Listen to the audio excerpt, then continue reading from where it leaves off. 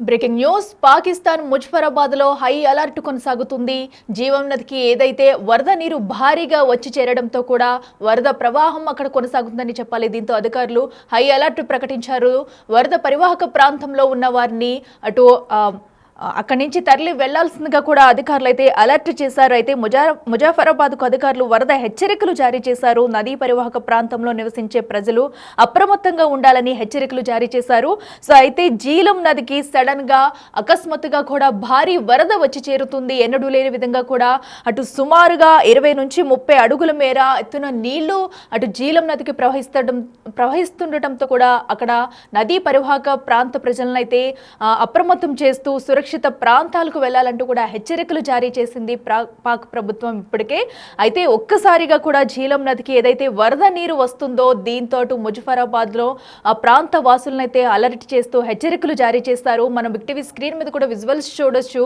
ఏ విధంగా కూడా వరద నీరు అక్కడ ప్రవహిస్తుంది అనేది కూడా. దీంతో అక్కడ ఒక్కసారిగా కూడా నదీ పరివాహక ప్రాంత ప్రజలైతే భయభ్రాంతులకు గురయ్యారని చెప్పాలి. అయితే ముందస్తు సమాచారం లేకుండా కూడా భారత్ నీటిని విడుదల చేసిందంటూ కూడా అటు పాక్ మీడియా అయితే దుష్ప్రచారానికి దిగింది. దీనిపై కూడా అయితే వరద నీరు సడన్ గా రావడంతో అటు జీలం నదికి వరద నీరు ఒక్కసారిగా పెరగడంతో కూడా ఈ వరద వచ్చింది. అయితే దీన్ని కూడా భారత్ పై దుష్ప్రచారం చేసేందుకు పాక్ అయితే ప్రయత్నిస్తుందనే చెప్పాలి. ఉద్దేశపూర్వకంగా ఈ చర్యలకు పాల్పడిందంటూ కూడా పాక్ ఆరోపిస్తుంది.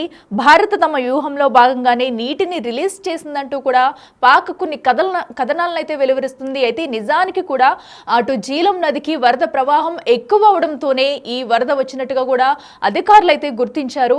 ఇదే అంశానికి సంబంధించి మరింత సమాచారం అందించేందుకు మా ప్రతినిధి శివ లైవ్ లో అందుబాటులో ఉన్నారు. శివ, చెప్పండి. మనం చూస్తున్నాం ఒక్కసారిగా కూడా అటు జీలం నదికి అయితే నీటి ప్రవాహం ఎక్కువ అవడంతో అక్కడ వరద ప్రవాహం అయితే కొనసాగుతుందని చెప్పుకోవచ్చు. అయితే ప్రస్తుతం అక్కడ సిచ్యువేషన్ ఎలా ఉంది? మరో పక్కన అయితే ఇటు భారతే ఉద్దేశపూర్వకంగా ఇదంతా చేస్తుందంటూ పాక్ అయితే దుష్ప్రచారం చేస్తుంది. మరి దీన్ని ఎలా చూడాలంటారు? డీటెయిల్స్ ఏంటి?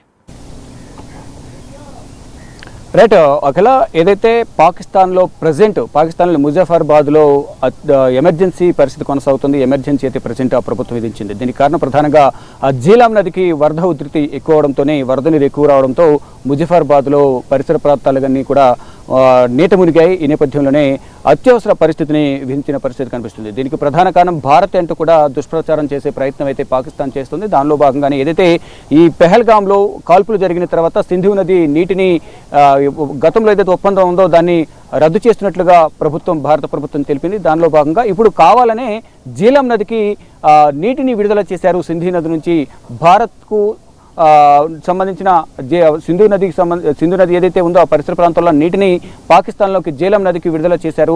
ఆ వరద నీరంతా కూడా ముజఫరాబాద్ ఏదైతే ఇటు జమ్మూ కాశ్మీర్, ఉత్తర కాశ్మీర్లోని బారాముల్లాలో కూడా వరద నీరు ఎక్కువగా వస్తుంది. మరోవైపు ఇటు ముజఫరాబాద్ పాకిస్తాన్ ప్రాంతంలో ఉన్న ముజఫరాబాద్లో కూడా సింధు నది జలాలు అనేవి వదిలేయడం ద్వారా జీలం నదికి వాటర్ అంతా కూడా ఫ్లోటింగ్ ఎక్కువై వరద వచ్చింది. దానివల్ల పరిసర ప్రాంతాలన్నీ కూడా నీట మునిగాయి అనేది కూడా పాకిస్తాన్ కొన్ని ఆరోపణలు అయితే చేస్తుంది. అంటే కావాలనే భారత్ ఈ విధంగా వ్యవహరిస్తుందంటూ కూడా తప్పుడు ప్రచారం చేసే ప్రయత్నం చేస్తుందంటూ కూడా భారత్ కూడా దీనిపై ఆగ్రహం వ్యక్తం చేసిన పరిస్థితి అయితే కనిపిస్తోంది. ఏదైతే కాల్పులు ఘటన జరిగిన తర్వాత సింధు నదీ జలాల ఒప్పందాన్ని భారత్ విరమించుకుంది. దానికి సంబంధించి రద్దు చేస్తున్నట్లు ప్రకటించిన నేపథ్యంలో ఇప్పుడు కొత్తగా మరొక కొత్త ప్రచారాన్ని పాకిస్తాన్ తెర మీదకి తీసుకొస్తుంది. ఈ జీలం నదికి వరద నీరు ఎక్కువగా వచ్చిన నేపథ్యంలోనే ఇప్పుడు అంతా కూడా ముజఫరాబాద్లో అత్యవసర పరిస్థితి కొనసాగుతుంది. లోతట్టు ప్రాంతాలన్నీ కూడా జలమయమయ్యాయి. దానివల్ల పాకిస్తాన్ ప్రజలు, అందులో ముఖ్యంగా ముజఫరాబాద్లో ఉన్న ప్రజలందరూ కూడా తీవ్ర ఇక్కట్లు ఎదుర్కొంటున్నారంటూ కూడా ప్రధానంగా పాకిస్తాన్ కొన్ని విమర్శలైతే చేస్తున్నపై కనిపిస్తోంది.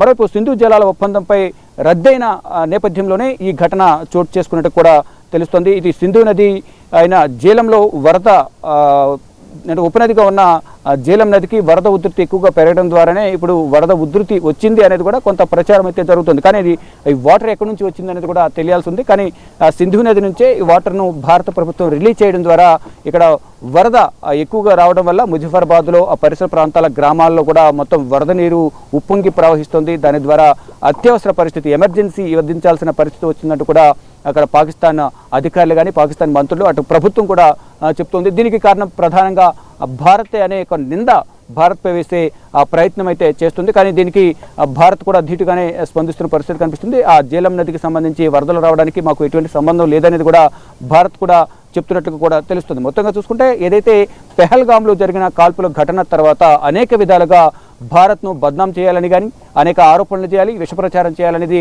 ఒక నిశ్చయంగా ఒక ధ్యేయంగా కూడా పాకిస్తాన్ పెట్టుకుంది. దానిలో భాగంగానే ఇక్కడ వారికి అనుబంధ సంస్థగా ఉన్న లష్కర్ తోయిబాకు సంబంధించిన ది రెసిస్టెన్స్ ఫోర్స్తో ఇక్కడ ఉగ్రవాద కార్యకలాపాలు జమ్మూ కాశ్మీర్లో కొనసాగించడం, వారికి అడ్డొచ్చిన వారిని, ఎదిరించిన వారిని బెదిరించడం, మరోవైపు ఏదైతే పర్యాటకులు ఎంతో సరదాగా గడుపుతాం వెళ్ళిన పర్యాటకులు బైసారన్ వ్యాలీలో సరదాగా ఆహ్లాదకరమైన వాతావరణంలో వారు ప్రశాంతంగా గడుపుతున్న నేపథ్యంలో ఒక్కసారిగా ఉగ్రవాదులు ఎక్కడి నుంచి వచ్చారో తెలియదు, ఒక్కసారిగా వచ్చి కాల్పులు జరిపారో వారు చెప్తున్నారు. ఇక దీని తర్వాత జరుగుతున్న పరిణామాల నేపథ్యంలోనే వారిని వారు సమర్థించుకునేందుకు భారత్పై నిందలు వేసేందుకు పాకిస్తాన్ ప్రయత్నాలు చేస్తుందనే ప్రధానంగా అందరూ భావిస్తూ ఉన్నారు. పెహల్గాం దాడి తర్వాత కూడా అటు పాక్ ఏదైతే భారత్ పై ఎప్పటికప్పుడు దుష్ప్రచారం చేయాలి అని చెప్పేసి కూడా చూస్తున్నట్టు మనకి క్లియర్ గా అర్థమవుతుంది. ఇది కూడా ఎందుకంటే ఇప్పుడు జీలం నదికి సంబంధించి కూడా ఇటు భారతే నీటిని విడుదల చేసింది, ఒక్కసారిగా వరదలు వచ్చేందుకు కూడా భారతే కారణం అంటూ అటు పాక్ మీడియాలో కూడా దుష్ప్రచారాలు అయితే చేస్తుంది. అసలు వీటన్నింటినీ కూడా ఎలా చూడాలంటారు? ఒక పక్కన అటు వరదలు వచ్చి కూడా అటు ముజఫరాబాద్ లో ప్రాంతాల్లో అక్కడ ప్రాంత వాసులు అయితే వరదల్లో మునిగిపోతుంటే అక్కడ సహాయక చర్యలు ఏమన్నా అందిస్తుందా, లేదంటే ఇలానే భారత్ పై ఇలాంటి దుష్ప్రచారాలు చేసేందుకే పనిగట్టుకుని కూడా ఇదంతా చేస్తున్నారు అనుకోవచ్చా? రైట్, డెఫినెట్గా ఏదైతే వారు చేసిన తప్పు రుజువైన నేపథ్యంలో ఎవరైతే ఉగ్రవాదులు ది రెసిస్టెన్స్ ఫోర్స్ ఉగ్రవాద సంస్థ ఏదైతుందో దాని అనుబంధంగా లష్కర్ తోయిబా మరియు ఐసిస్ ఇవన్నీ కూడా పాకిస్తాన్ కేంద్రంగా తమ కార్యకలాపాలను కొనసాగిస్తూ ఉంటాయి. పాకిస్తాన్కు సంబంధించిన ఉగ్రవాదులందరూ కూడా వారి కనుసరణలోనే ఇక పీఓకే ప్రాంతం అవుతుంది, దాంట్లో ఉగ్రవాద శిక్షణ కార్యక్రమాలను కూడా అక్కడే కొనసాగుతుంటాయి. ఈ లష్కర్ తోయిబా, ఎల్ఈటి, మరోవైపు ఐసిస్, ఐఎస్ఐఎస్ఐ ఇతర ఉగ్రవాద సంస్థలు ఏవైతున్నాయో దాని అనుబంధ ఉగ్రవాద సంస్థలను కూడా కలిసి భారత్పై ఉగ్రదాడులు చేయాలనేది ప్రధానంగా భావిస్తున్నాయి. దానిలో భాగంగానే ఇక్కడ భారత్లో పెహల్గాంలో కాల్పులు జరిపారు.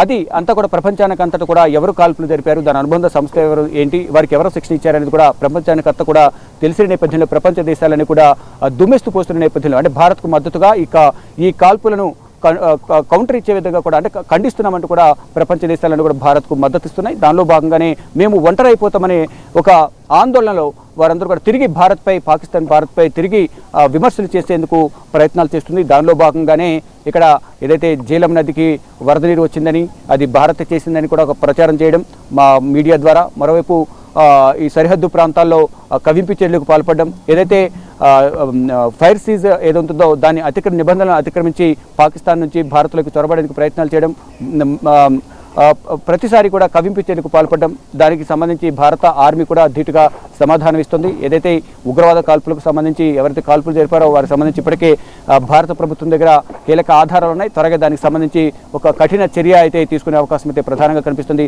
భారత్పై కావాలని పాకిస్తాన్ అక్కస్సు వెళ్ళగక్కుతుంది అనేది కూడా అందరూ భావిస్తూ ఉన్నారు. అఖిల,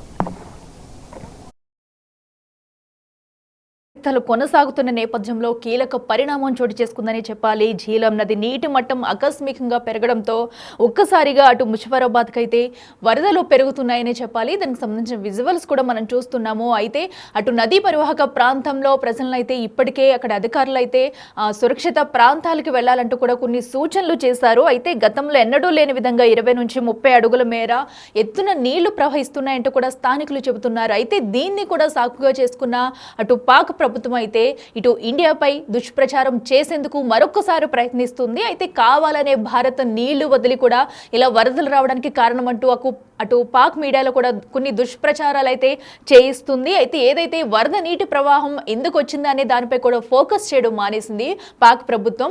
ఇటు ఇండియా పైనే దుష్ప్రచారం చేసేందుకు పనిగట్టుకుని కూడా ఈ ఘటనను కూడా యూజ్ చేసుకుంటుందనే చెప్పాలి. అటు ఒక పక్కన వరద వచ్చి అక్కడ ప్రాంతవాసులు ఇబ్బందులు పడుతున్నా కూడా వాటన్నింటినీ గాలికి వదిలేసి ఇటు భారత్ పై దుష్ప్రచారం చేసేందుకు పాక్ అయితే రెడీగా ఉంది. మీడియా కథనాల్లో కూడా కొన్నింటిని ఇటు ఇండియా పై దుష్ప్రచారం చేసేందుకు కూడా ఆసక్తి చూపిస్తుందనే చెప్పాలి. అయితే ఈ జీలం నదికి సంబంధించి కూడా అటు వరద నీరు వెళ్లడాన్ని ఇప్పటికే ఇండియా అయితే ఖండించింది.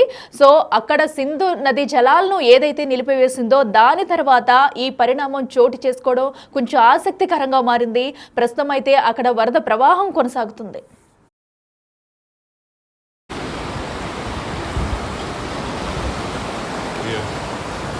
At this point over here